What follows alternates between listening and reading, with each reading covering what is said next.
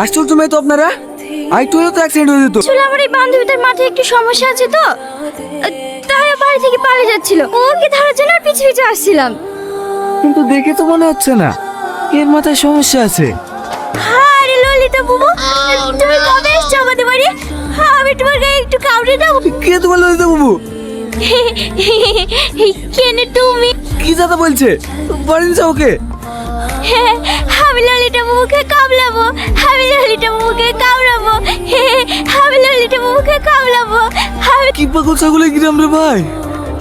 মেয়েটা কিন্তু বেশ মায়াবী বল। কোন মেয়েটা? তোকে যে কামড়াবো বললো ওই মেয়েটা। কি দাদা বলছি? গাড়ি তোর তাড়াতাড়ি। তুই রাস্তায় আসতে কোনো সমস্যা হয়নি তো? না না ভাই, কোনো সমস্যা হয়নি। তুই এতক্ষণ কোথায় ছিলি? জানিস না বিয়ের জন্য আজকে তোকে দেখতে আসবে? দেখতে আসবে তো আমরা সারাদিন বাড়িতে বসে থাকবো নাকি?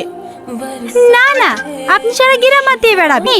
তুই একটু মায়াকে সাজিয়ে দিগা তো, একটু পরে ওরা দেখতে চাইবে। যা মায়ের সাথে, তাড়াতাড়ি রেডি হয়ে গা। আচ্ছা, ছেলেটা দেখতে কেমন হবে? কি রে, কি হয়েছে? তুই যাদের সামনে পাগলের অভিনয় করলি নে, ওরাই তোকে দেখতে এসছে। এখন কি করব? আমি কি করে বলবো?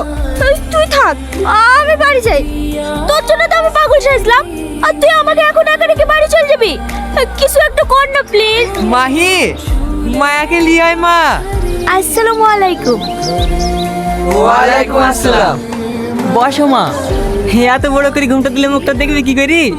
ঘুমটা না তুলো মা। ভাবি মনে হয় লজ্জা পাইছে। হ্যাঁ, আমি ঘুমটা তুলে দিছি। তোমার নাম কি মা? মায়া খাতুন। তোর মধ্যে সমস্যা নাই।